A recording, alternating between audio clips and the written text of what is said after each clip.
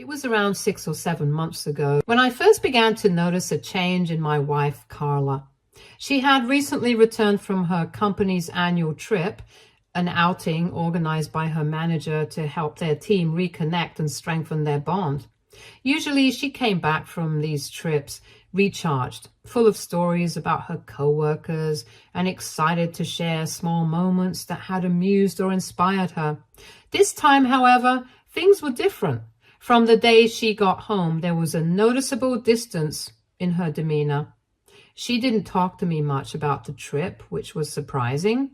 When I asked her if something had happened, she just shook her head and brushed off my concerns.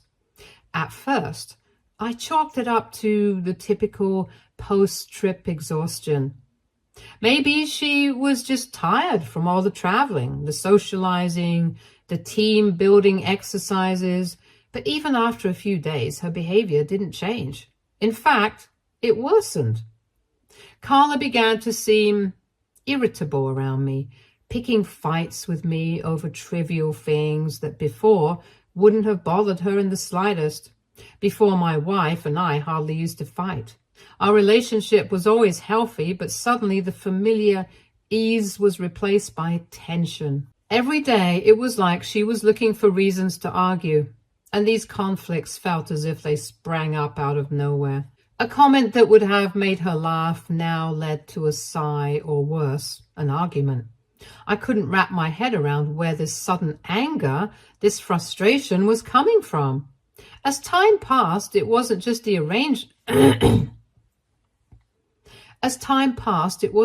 arguments. My wife started to distance herself in other ways. We had a tradition of going on weekly dates, nothing extravagant, sometimes just grabbing coffee or taking a long walk in the park.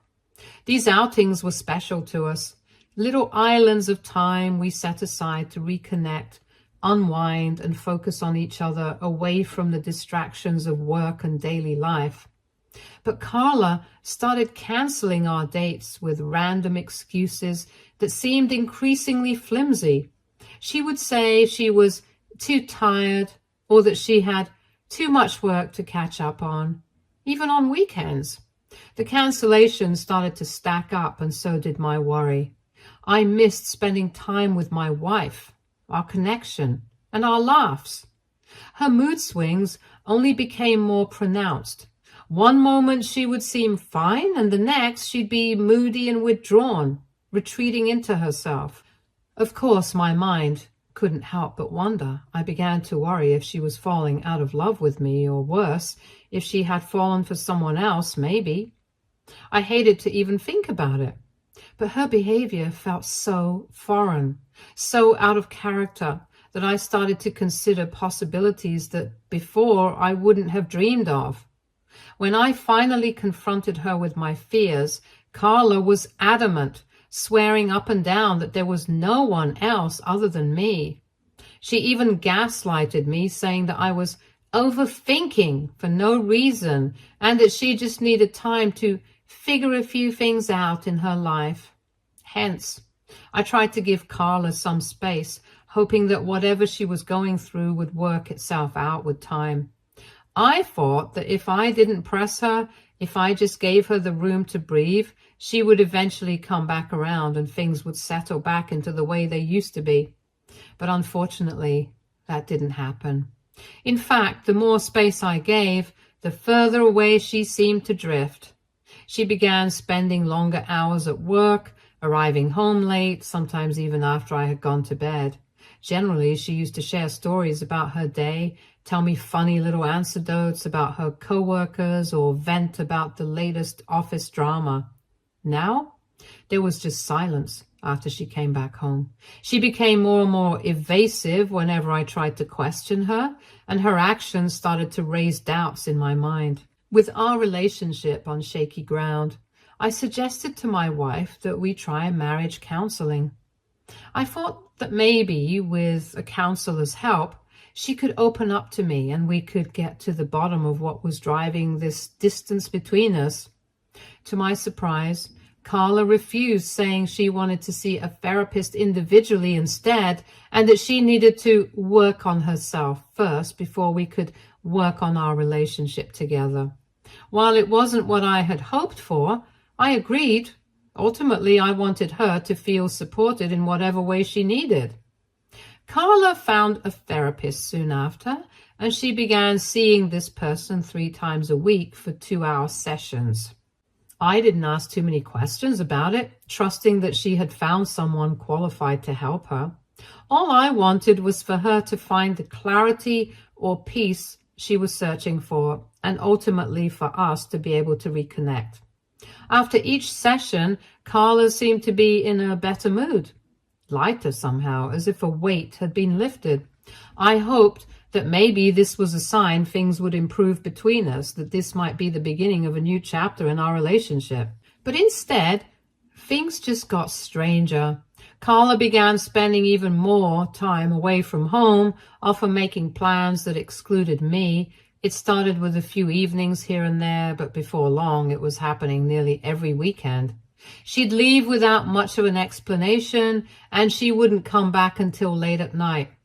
I don't mind her going out with friends. In fact, I've always encouraged her to have a life outside of our marriage, but I did expect her to at least give me a heads up. Her constant and unexpected absences, along with not keeping me informed, made me feel pushed aside in my own marriage. Meanwhile, Carla seemed to have no regard for the fact that I missed spending time with her, no sense of how much I longed for the closeness we once shared.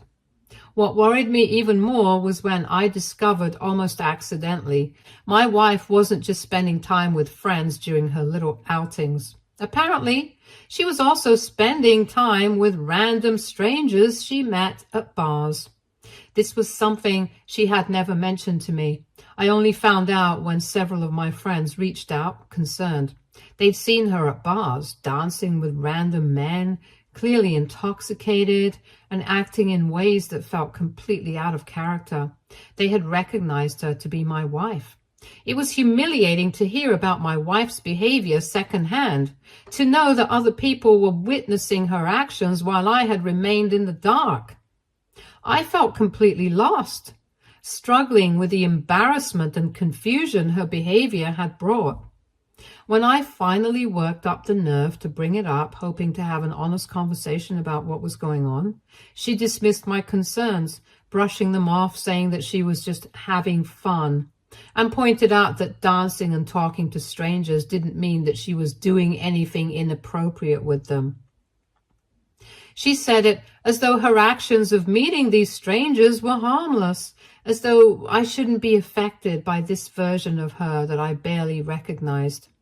Next, she stopped helping around the house. Ever since we both started working, we've always divided up household chores equally. I've always been the one to cook and make sure our lunches are packed each day. In turn, Carla handles the dishes, loading, unloading the dishwasher, and she's in charge of the laundry, while I do all the folding of clothes and also mow the lawn. This system of shared responsibility has always worked well for us. But Carla suddenly stopped holding up her end of the deal. She started to complain about how she felt oppressed by having to do housework, arguing that none of her friends seemed to have to work both at their jobs and at home. We've always had a mutual understanding of shared effort, a give and take that allowed us both to focus on our careers while keeping our home running smoothly. Her sudden frustration felt very out of character for her. When she made these complaints, I tried to understand where she was coming from, but I couldn't ignore the reality either. I pointed out that if she was referring to her friends in the neighborhood, most of them were stay-at-home wives who dedicated their entire day to running their households. I suggested that if she was feeling overwhelmed with both work and house duties, we could consider her leaving her job so she could manage the household full-time. And I'd gladly take on the role of sole breadwinner. However, if she didn't want to leave her job, then she needed to understand that both of us had to divide up household duties. After all, I never complained about the work I did around the house, so why was she making it an issue? Carla continued to state that she didn't want to do housework anymore, saying that her responsibilities at the office were already too demanding and she didn't want to come back home and work also. She told me that I had to step up and take care of everything around the house, at least until she felt more ready. Since then, I've been the one handling all the household responsibilities by myself with no help. I'm taking care of cooking, cleaning, laundry, and making sure everything runs smoothly.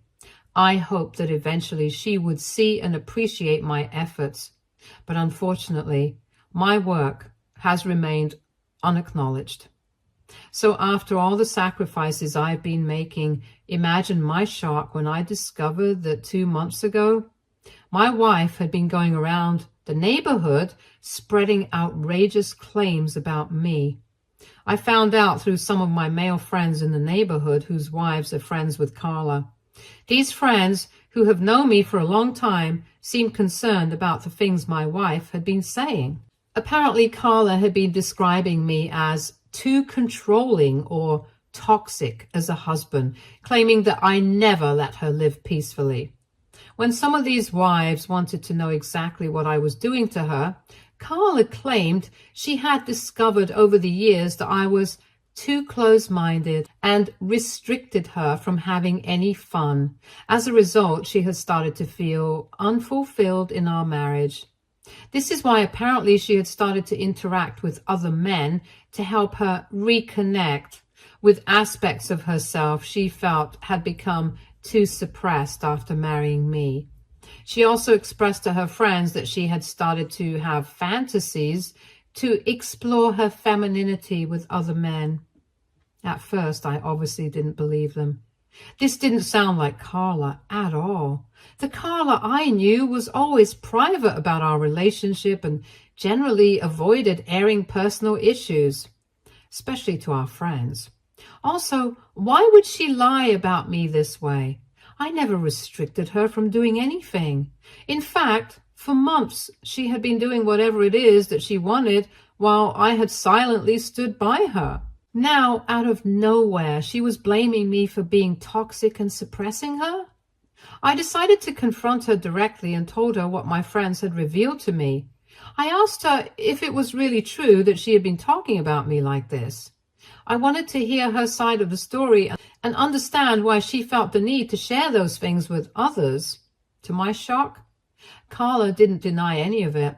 She calmly admitted that she had shared her feelings with those people, explaining that she felt unsatisfied and unsure about our relationship, which led her to talk to others about her frustrations.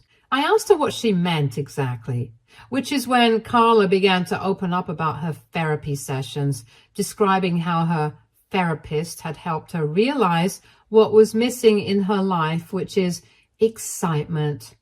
She told me in a tone that seemed oddly detached that she now viewed me as boring and predictable, and how she felt that our marriage had lacked any passion. These words stung, especially because I had always assumed she was content with the life we had built together.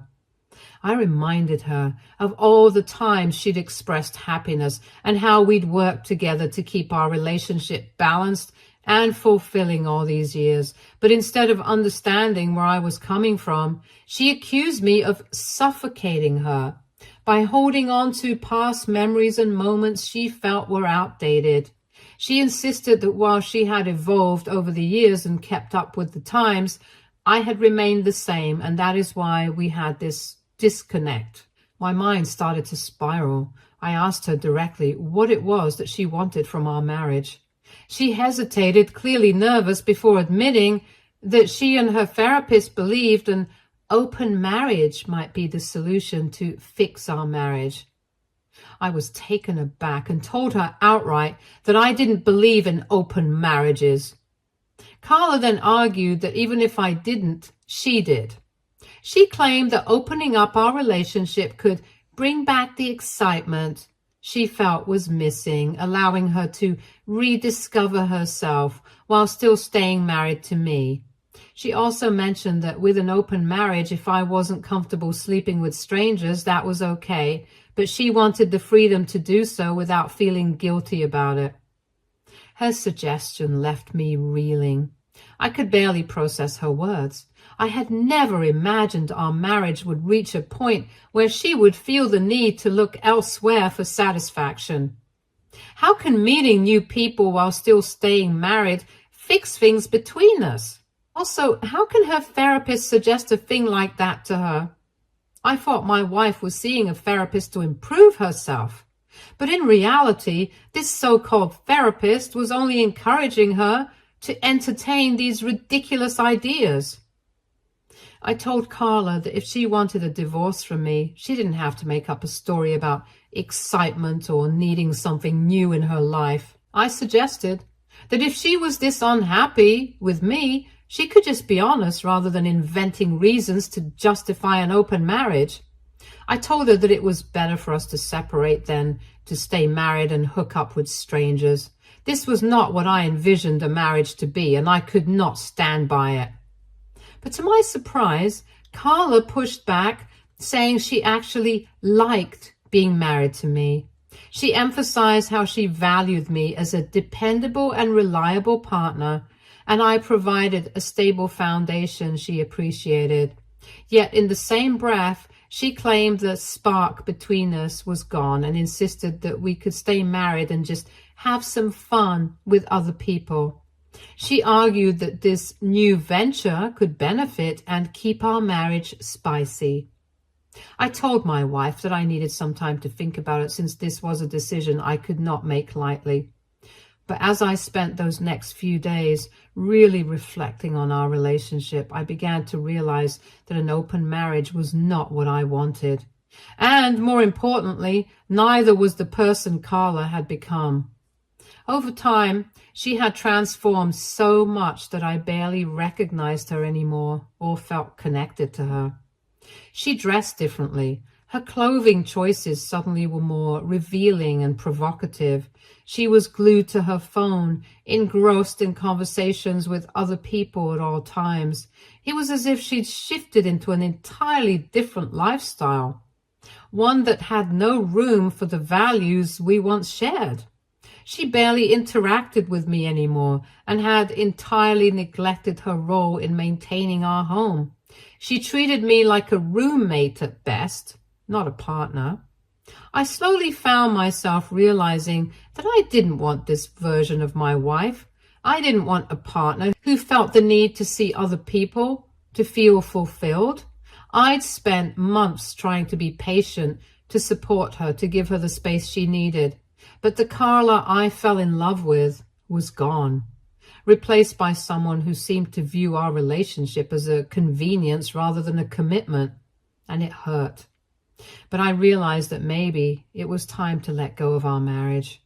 I had done everything I could, but clearly it wasn't enough.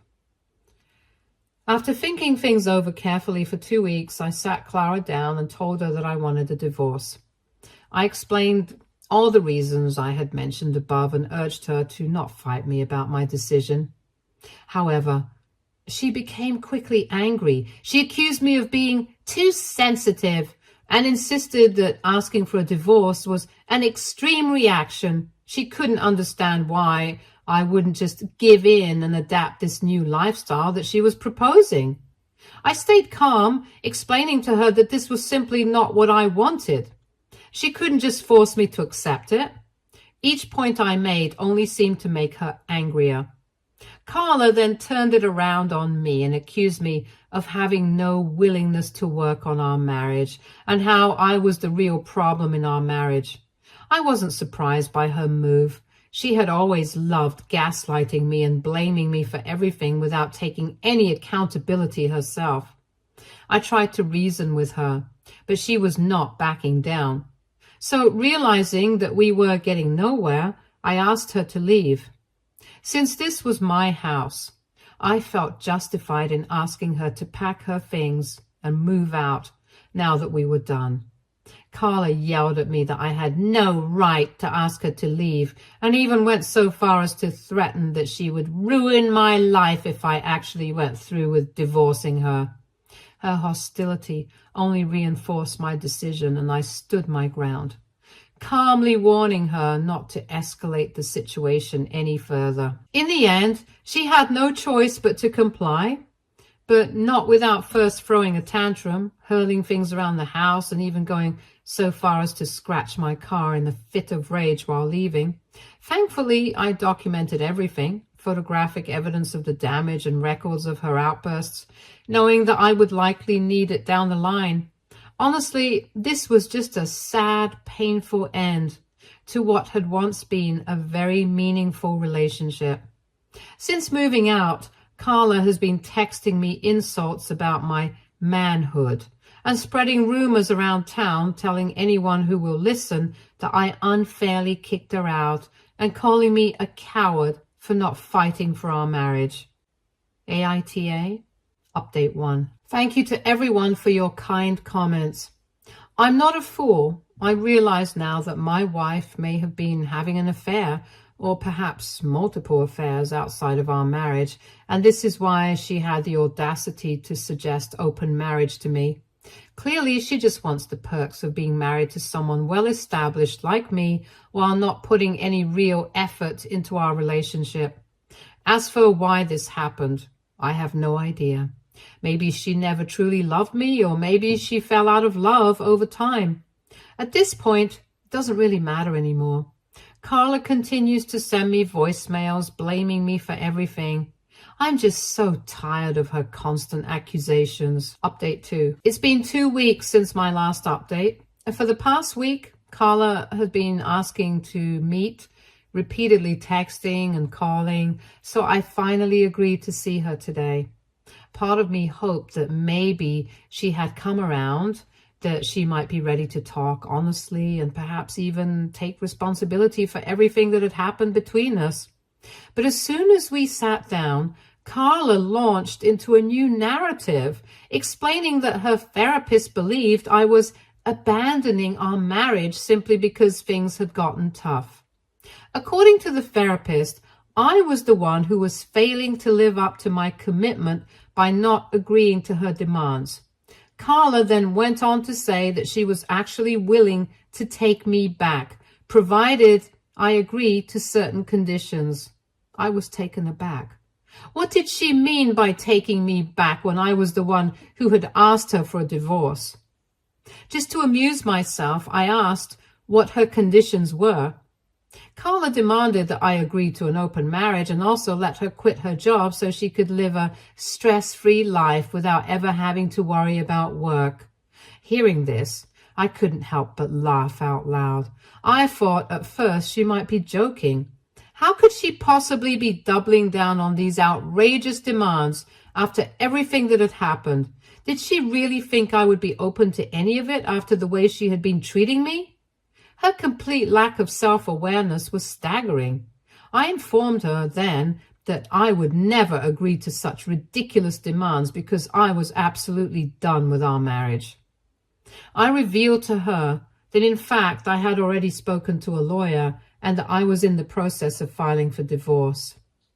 At that moment, her face went white with shock. Her tone shifted abruptly from anger to pleading. She asked me if I was truly leaving her. I nodded. There was nothing left in our marriage for me anymore, and I was finally done trying to make it work with someone who seemed so disconnected from reality and unwilling to compromise. Carla then suddenly broke down in tears. Seeing her cry caught me off guard. This was the last thing I expected. Gently, I asked her to calm down and asked her why she was reacting this way. I mean, was she really that heartbroken over my decision when she should have seen this coming all along, right? Watching her cry, I began to wonder if there was something deeper going on. I asked her to be honest with me and tell me if there was something else behind her strange behavior over the past few months. That's when Carla finally opened up and shared the truth. She explained that about a year ago she had reconnected with an old friend of hers from high school named Ellie at their high school reunion. Ellie was sort of a self-declared relationship guru on social media.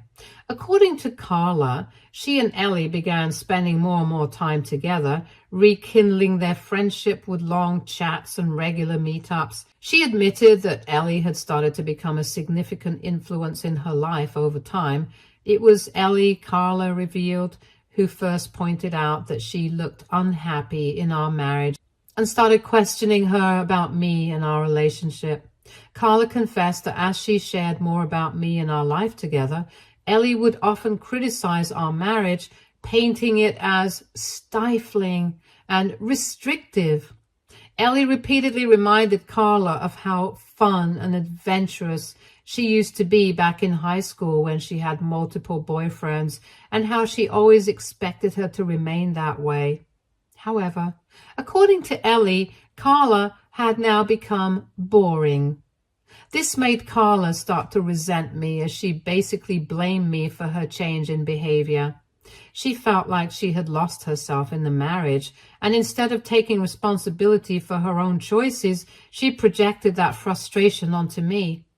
Over time, this resentment built up, and she began to distance herself emotionally, convinced that I was the reason she wasn't living the life she had envisioned for herself.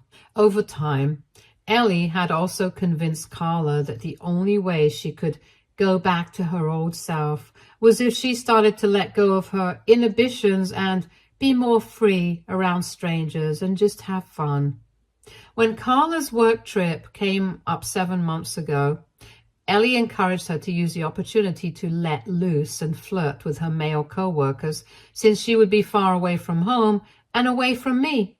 Carla then confessed that she had made out with someone during her work trip, but didn't reveal his name to me. She told me after she came back from the trip, she felt really guilty, but was scared to reveal the truth to me. However, Ellie was thrilled for her and encouraged her to venture out of our marriage more. Carla admitted that when she started going out to clubs and getting attention from men, she felt very seen and validated. It sort of excited her, and she started to chase that high. All this time, she knew what she was doing was wrong, but she just couldn't stop herself. So when I finally suggested couples counseling, she was afraid that she might give in and tell the truth to me, which would make me leave her. So instead, she decided to pursue therapy to cover her tracks. These so-called therapy sessions were just her meeting up with Ellie, and they would simply just gossip and vent. Carla admitted that she trusted Ellie deeply, as they'd known each other for years, and she believed Ellie knew her better than anyone. Over time, Ellie's influence became so strong that Carla started to internalize everything her friend was telling her, that she deserved freedom and excitement no matter what the repercussions were. All those times when I had reached out to her and expressed my concerns, Ellie would convince Carla that I was being controlling or toxic, and that I was holding her back from being her true self.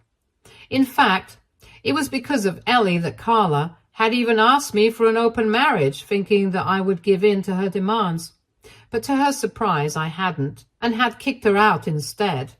Carla told me how she had wanted to confess the truth to me after that, but Ellie had convinced her that she needed to maintain control over the situation and keep me on edge, making me chase after her instead. For this very reason, Ellie had strongly advised Carla not to apologize, insisting instead that she needed to demand what she wanted from me.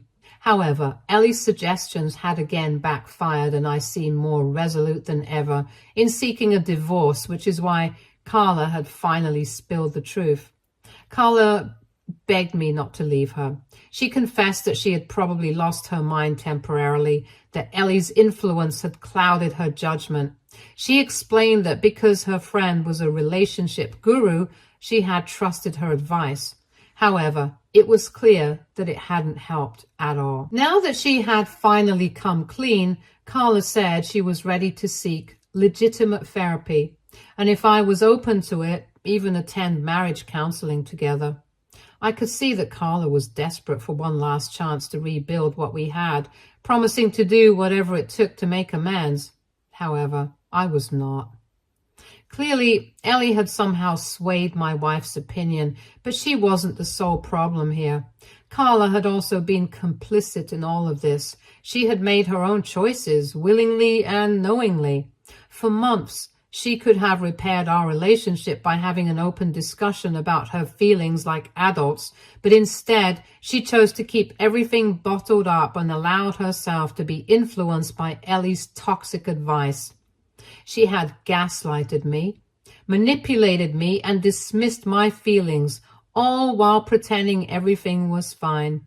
Also, she had cheated on me, and now, when it was too late, she had only admitted the truth after desperation. I told her firmly that no matter the confession, I couldn't stay with her. While I felt some sympathy for her confessions, I couldn't ignore the repulsion I felt towards who she had become. The hurt, the lies, and the betrayal couldn't just be wiped away. It was clear that she needed professional help to sort through everything in her life. I offered to assist her in finding a therapist, someone who could help her work through her own issues, but that was all the help I was willing to offer her. Later, when I left her after our meeting, she looked genuinely guilty, almost apologetic, but I did not care anymore. Update 3. Guess what I found, guys? I couldn't sleep at all last night after my meeting with Carla. I felt the need to stalk Ellie on social media just to see who this woman was. My wife had knowingly kept her friendship with this old acquaintance hidden from me for months, so I obviously wanted to know more about her. I admit I went a little too far with my research because I found that Ellie and I shared a mutual friend. This guy I knew went to the same college as her, so I decided to reach out and ask him about her. According to the guy, Ellie is a homewrecker. She has had multiple affairs all throughout her college and career, all with married men. Ellie had always ever wanted to marry young to a wealthy guy, so she never had to work a day in her life. After college, she did find herself a rich older man, and they quickly got married. However, she continued to have her secret affairs on the side. Later, when her husband found out, he left her. Ellie didn't seem bothered by that. She was only focused on securing alimony during their divorce. After that, she started her social media page and started to go around calling herself a relationship guru. After hearing her history, it's quite clear that she is a bad influence to be around. I'm not surprised anymore that she gave all the wrong advice to Carla and destroyed our marriage. Update 4. It's been a month since my last update. For everyone asking, I did have a more detailed conversation with Carla about Ellie's history. Turns out my ex knew nothing about Ellie's history of affairs and was shocked that her so-called friend had never told her about any of this. Let's be clear. I blame Carla even more than I blame Ellie. Clearly, Carla just needed an excuse to behave badly during our marriage, and maybe Ellie had just simply shown her the way. Carla admitted how humiliated she felt, realizing that her friend had lied to and manipulated her for months. I told her it didn't matter anymore and advised her to be more careful about taking suggestions from others in the future. Since she had admitted everything to me, all I wanted was a divorce, so I could finally move on. In the end, Carla agreed to the divorce. According to our lawyers, the divorce process should be relatively simple since we don't have any joint assets or children. Stay tuned for more stories from Argo Relationships.